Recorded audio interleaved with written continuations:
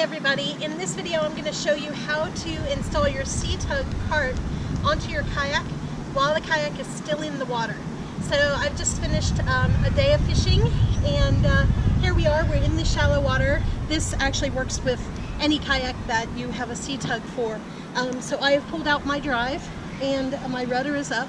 So just a reminder, if you have a pedal drive kayak, obviously you would have pulled your drive already if you're in the shallow water. So what I'm going to do is move my seat out of the way, just because the place where I affix my cart is actually these handles, which are under the seat in a Hobie. So these are the handles. Here's my C-Tug. When I'm out on the water, I actually keep it back here in the rear tank well.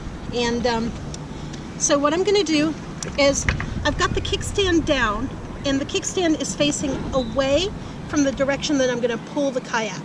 So basically the kickstand faces the back of the kayak if you're planning on pulling it from the front forward. So all I do here in knee-height water is just simply position the C-Tug under the boat.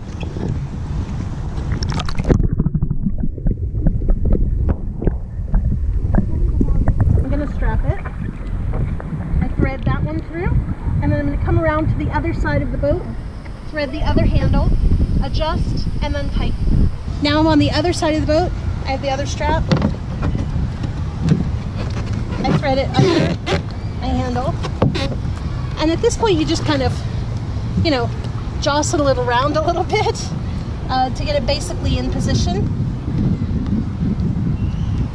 And then you thread your strap the same way you do all the time on your C-Tug. And you tighten it down. And you're good to go.